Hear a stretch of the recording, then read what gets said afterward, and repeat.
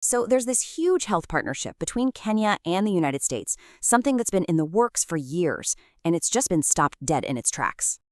Yup, you heard that right. An agreement worth over 200 billion Kenyan shillings, a deal designed to tackle major health crises, is now completely frozen thanks to a high court order. So, you've got to be asking, what on earth happened? What could possibly be powerful enough to hit the brakes on a deal this big? Well, that is exactly what we are going to unpack today. Okay, so here's how we're going to break it all down. First, we'll look at why the court stepped in. Then, we'll decode what's actually in this agreement. After that, we get to the really juicy part, the fight over your data. Then, we'll zoom out and talk sovereignty. And finally, we'll see what could happen next. All right, first step, the courtroom drama. This is where a legal challenge brought the whole thing to a screeching halt. So, who's behind this? Well, we've got two main players here, Senator Okiya Omtatah and the Consumer Federation of Kenya, or COFEK. They both went to the High Court with some pretty serious concerns. They were worried about data privacy, about the strain on Kenya's budget, and the fact that there wasn't enough parliamentary oversight. And you know what? The court listened. Justice Bahati Mamue suspended the whole thing. Okay, so that's the legal side, but what's this deal even about? Let's talk money, because there are some big numbers on the table. Get this. The U.S. was ready to put up to $1.6 billion on the table for the period between 2026 and 2030. That's a huge amount of funding, all aimed at tackling Kenya's most pressing health issues. But here's the catch. It wasn't just free money.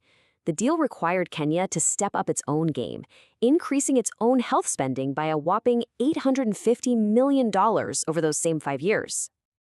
And this is where it gets really interesting. Kenya's contribution wasn't a flat fee. It was designed to ramp up, and ramp up fast. We're talking starting at 10 billion shillings in 2026 and soaring all the way to 50 billion by 2030. You can see why this escalating cost became a major red flag for the people challenging the deal. So you might be wondering, where was all this cash supposed to go? Well, the goals were undeniably important.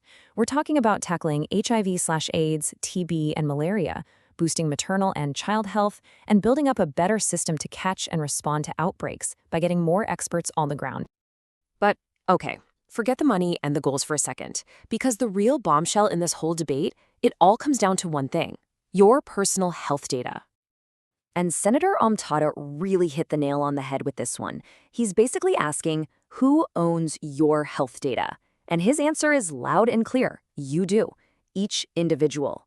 He's arguing the government just can't sign away that fundamental right on your behalf. And if you want to know why people are so worried, just look at this. An early version of the deal was pretty shocking. It basically seemed to give the U.S. a free pass to all of Kenya's health data.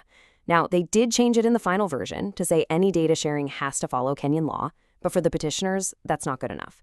They're worried there are still loopholes you could drive a truck through. And this quote, wow, this really gets to the heart of the fear here. When he talks about a laboratory of guinea pigs, he's tapping into some very real, very deep historical anxieties about unethical experiments. It just goes to show you the level of distrust we're dealing with and why people are demanding rock-solid protections.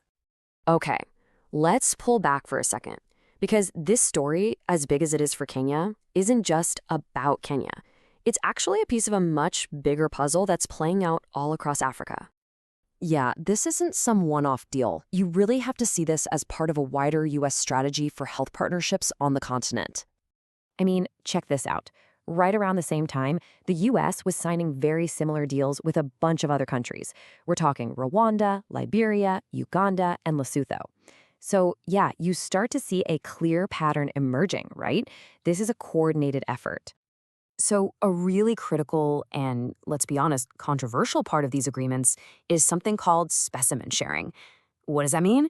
Well, it means in return for the money, these countries have to agree to hand over physical samples and even the genetic data of any dangerous viruses or bacteria they find.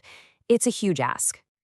And that right there is the big fear from critics like Agre Aluso. They're saying, sure, the money is great, it's needed, but are these deals creating an unequal power dynamic? Are they compromising a nation's sovereignty by basically handing over control of its most sensitive biological information?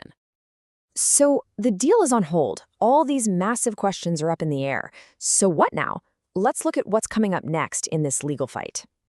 The court has set a pretty clear schedule. The petitioners, like Senator Omtatah, have to get their full arguments in by December 17th. Then the government has its turn. They need to respond by January 16th. And then circle your calendars for February 12th because that's when everyone goes back to court to figure out what happens from there. Okay, so let's boil this all down. What are the big takeaways? 1, a massive health deal is stuck in limbo because of a court order. 2, the whole fight really comes down to 2 things: data privacy and national sovereignty. And 3, remember, what's happening in Kenya is just one piece of a much larger strategy playing out across Africa. And all of this leaves us with one massive, lingering question. How in the world are Kenya's courts going to balance all of this? On one hand, you have urgent health needs. On the other, the fundamental right to privacy for every citizen. And wrapped around all of it are the pressures of a huge international partnership. It's a tough balancing act, and for sure, a lot of people will be watching to see how this all plays out.